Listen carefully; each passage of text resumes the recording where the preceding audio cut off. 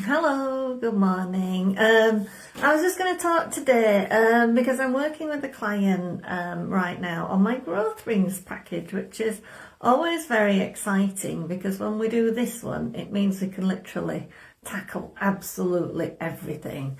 And kind of the quote popped up today, the Carl Jung quote about making your unconscious conscious, because if you don't make your unconscious conscious, you're allowing it to direct your life and calling it fate, basically. So your unconscious is the same thing as your subconscious mind. So your subconscious mind is that thing that has everything, all of the answers locked inside. It knows everything that's ever happened to you, everything you've ever seen, tasted, touched, heard, smelled, interacted with. It's the thing, like your subconscious mind takes in everything basically and works out what you need to remember in a fresh sense, and the rest of it can go back to the back of your mind. So it understands all of your thought processes, and it understands all of the decisions you've ever made.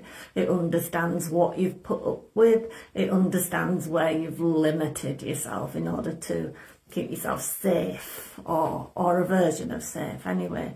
So when we do this growth rings, it involves, you can have up to 3 lots of RTT, and then you can have various of my other methods as well. So there's control room, there's timeline, there's 6-step reframe, there's rewind technique. Did I say rewind technique? So basically it allows me to tackle everything that's in your unconscious mind that is directing your fate unbeknownst to you.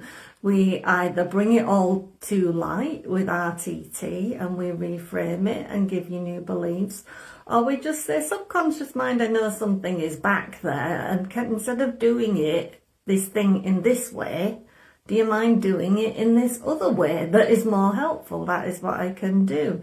So it's really exciting for me because obviously I almost get to create a brand new person with brand new expectations, because we're resolving all of those things that your unconscious mind, because unconscious mind kind of gets a bit lazy. So it makes these haphazard decisions at some point in time, and it just gets stuck in them. It just becomes a repeating pattern. It's not that it particularly wants to do these things, but at one point in your life it was useful for some reason or another, and it just thought, oh, we'll just keep doing that. They're not telling me to do anything different.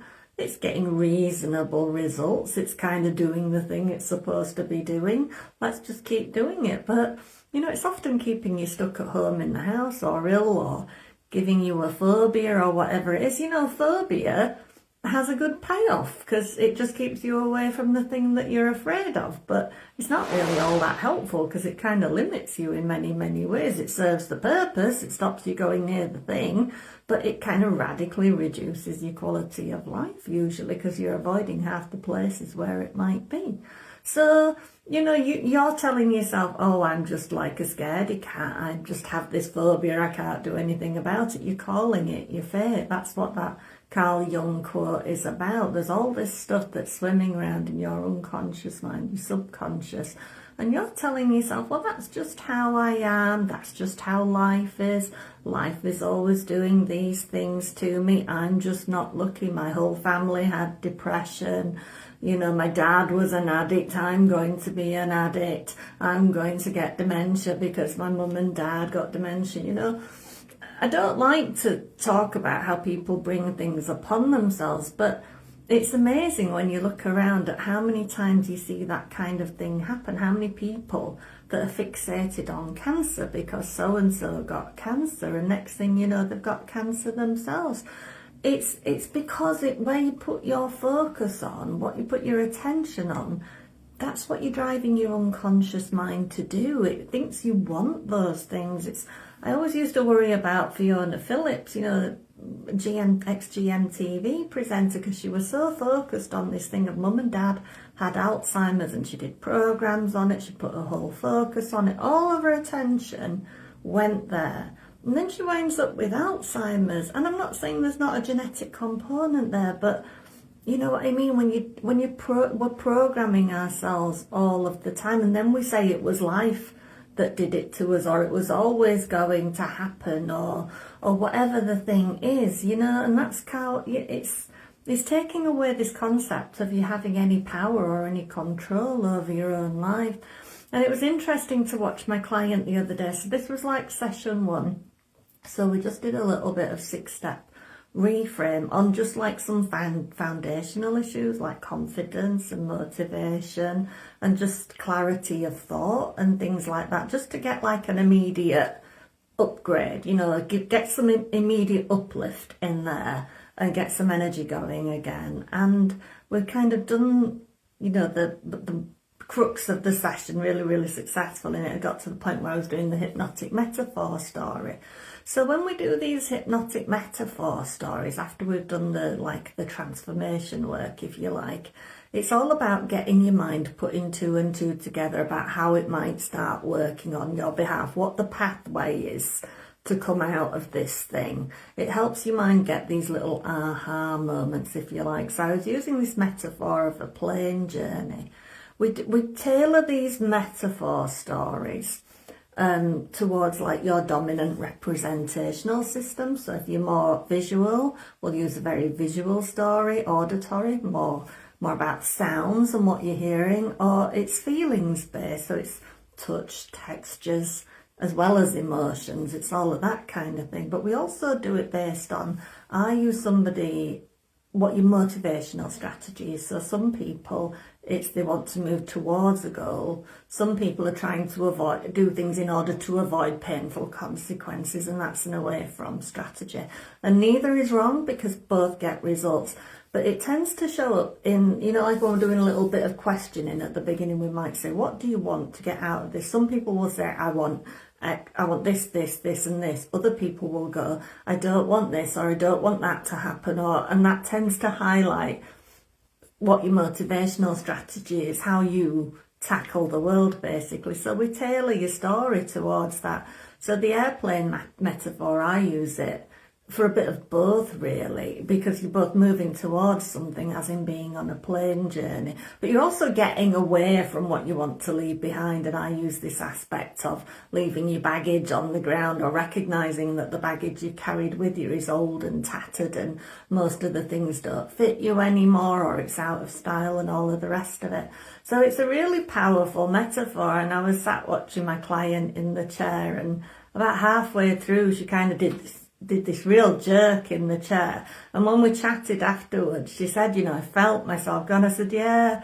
I said, that's probably your mind already. It's probably had this thing of like, oh, I know what to do. You know, I know how to solve that. I know what to let go of, or I know what to do. I know what the first step is. And the thing is, it's so nice when you work like this, you know, because a lot of people fear change. Because change can be a scary idea, because I've said it before, especially kids, they're a bit afraid about changing the coping mechanisms, because if they change something, then more is expected of them. It's why, you know, people that get stuck on benefits in a way, because that's safety, it's security. Whereas if they have to go out and get a job, you know, it's, am I going to be good enough at that job? Will I be able to hold on to it? Am I going to have enough money? I'm losing that security. I'll be having to pay out this, and I'll be having to pay out that. And that's kind of part of the problem there, because we see familiarity as safety. So even when something's bad, we think, well, at least I know it. At least I know how to deal with this level of badness. But it's, again, it's just living in this unconscious way, just allowing the unconscious to just direct your life, and it doesn't really work for you at all. But yeah, when you with hypnotherapy, what is nice is, and I was reassuring another client the other day who had a young daughter who'd had hypnotherapy with me. And it's like, you don't need to worry with hypnotherapy, because it will be little changes you'll notice, and it'll feel manageable, and it'll feel comfortable, and it'll feel natural to you. And it'll show up in funny little ways that are quite amusing. And the thing is, once you have these little ones going on, it unconsciously gives you more confidence to do the next thing that's unusual, and the next thing, and the next thing, and they get bigger, and they grow, and they merge, and they create something new. You know, every positive thing that you take on just expands and grows, and just because you're getting little recognitions of success all the time as well, it builds your sense of self-esteem and your sense of self-worth. So it's really important. So yeah, we can do an awful lot with one session even to get you moving towards out of the outcome that you think you're supposed to have. You know what I mean? Don't go around living your life thinking, I'm always going to be at this income level, I'm always going to be single, I'm always going to be without, I'm always going to be ill or sick or whatever it is. Because I know this sounds quite harsh, but that's actually quite lazy, because it is just letting your unconscious mind just have free reign, and your unconscious mind is your superpower. When you use it for your own benefit, you know, there's just so much you can do to effect change in your life. I was watching one of Marissa Peer's recorded training sessions on our course dashboard, and they're updated every so often with new live sessions that we can watch to recap our skills. And the session was really supposed to be about this lady wanting to attract a loving relationship into her life, but actually the session ended up being all about control and letting go of control. Because at the start of the session, this lady who was kind of, I think, late 40s, early 50s, and she had one child, and she was single. I think she'd had 3 marriages that hadn't worked out with narcissistic partners. And you will often have a narcissistic partner if you had narcissistic parents, because that's what's familiar to you, and you attract what's familiar to you. So yeah, she was saying at the start of the session, I don't want them to live with me, I don't want them to ask anything of me financially, I'm not asking anything of them financially, I don't want this, I don't want them trying to parent my child, I don't want them, blah, blah, blah. Basically all of that she wanted was a companion, and it was within these very strict parameters. And that just comes from a lot of hurt.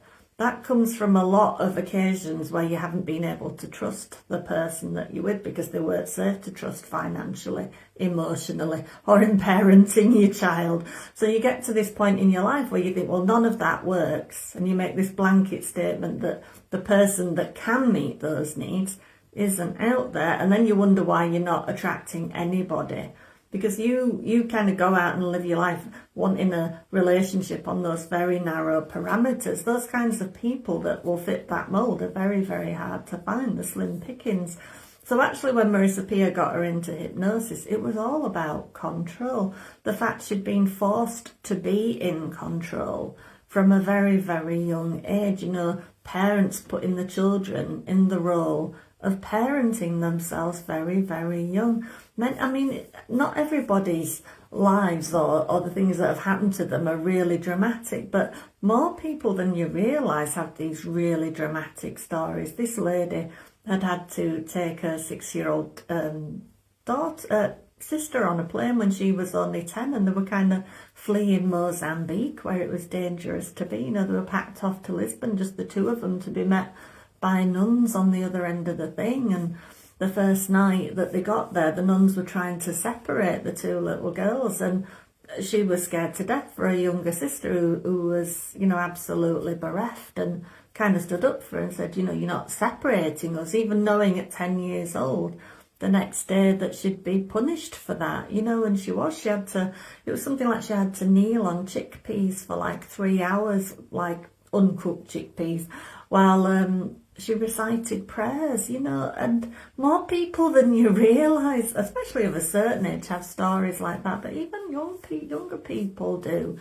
And there was instance after instance of that, being put in a boat at 4 years old and pushed out, you know, left kind of to pilot a boat back on her own, like in the sea at 4 years old, because everybody in the family knows how to pilot a boat, so you're going to learn how to pilot a boat, and you're going to do it this way at 4 years old. And you learn very quickly. I have to take control of everything even when it's not really in my capacity, my mental skill set at this age, at this time in my life, to take control. I'm being forced to have control all of my life. And that's what this woman's problem was. She couldn't even sleep because she couldn't ever switch off. It was never safe to switch off because of everything that she'd learned in the past.